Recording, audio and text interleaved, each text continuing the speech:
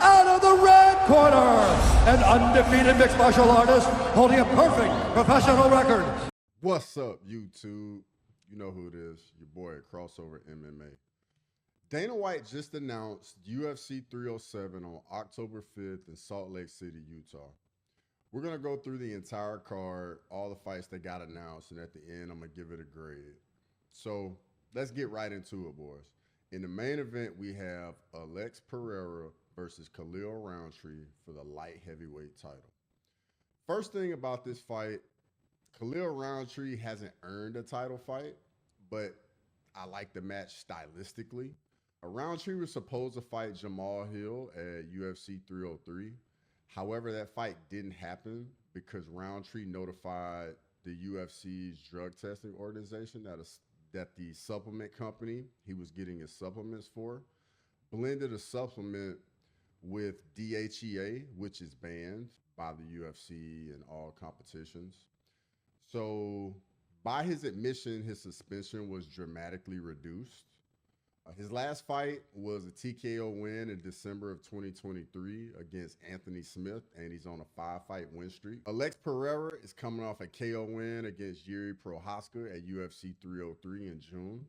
He's on a 4-fight win streak and a 3-fight KO streak. This fight will definitely play out on the feet with two powerful strikers. It may not be the title fight we were all expecting, but I think it's going to be a better title fight than the last 3 light heavyweight title fights.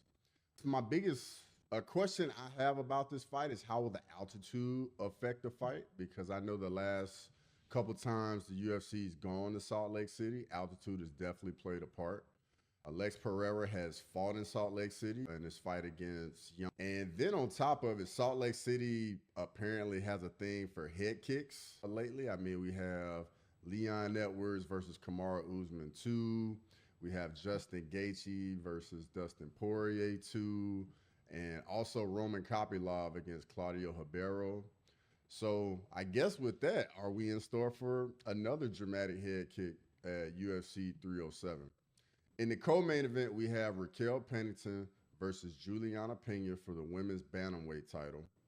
This would be Pennington's first title defense and Pennington's first fight back since her fight against Amanda Nunes, where she got beat up pretty bad at UFC 277. We also have a #1 contender fight at featherweight between Movsar Evloev and Aljamain Sterling. I think this will be a tough fight for both guys. I mean, both guys are very good grapplers. So usually what ends up happening when we have two good grapplers is the fight plays out on the feet. So I think this is going to test both guys because I think the grappling pretty much nullifies one another. So we're going to see who's striking is more adept to getting them a win. Should be interesting for sure. Then we also have a #1 contenders fight at women's bantamweight between Caitlin Vieira versus Kayla Harrison. This will be Kayla Harrison's second fight in the UFC, and I think it'll be a tougher test for her than the Holly Holm fight. It'll definitely be interesting to see how Vieira holds up against Kayla Harrison's powerful grappling game. We also get Jose Aldo versus Mario Batista. The legend Jose Aldo comes back again after his win over Jonathan Martinez at UFC 301. Batista's on a 6-fight winning streak, so this should be a really fun fight. Does Jose Aldo turn back Father Time again? It's definitely going to be interesting to see, that's for sure. Then we have Roman Dolidze versus Kevin Holland. Dolidze is coming off a big short notice win at light heavyweight against Anthony Smith at UFC 303. Kevin Holland is coming off a win against Michelle Olechechuk at UFC 302. So this should be a very interesting clash of styles. Does Kevin Holland address his takedown defense and his grappling, or will Roman Dolidze dominate him in the grappling? Lastly, we have Stephen Wonderboy Thompson versus Joaquin Buckley. So it's kind of similar to the Jose Aldo fight in a sense. Does Wonderboy fight back Father Time again? Or does Joaquin Buckley break through into the top 10 at welterweight? Should be another battle where we see an interesting clash of styles where we have the striker grappler. Because I just see Buckley trying to use his grappling in this fight, kind of like what Shavkat Rachmanov did to Wonder Boy, just grapple heavy, and then he ended up getting the submission. I don't know if that will be what Buckley uses. I mean, he's been more so a control guy that just wants control in the grappling. So it's definitely going to be interesting to see, that's for sure.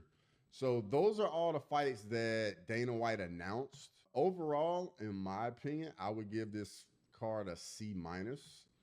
Neither contender in either the title fights has earned a title shot, in my opinion.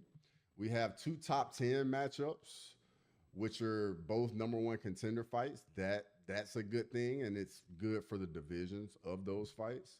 In my opinion, the card just looks light, especially when you think it's the card right before UFC 308 the following month.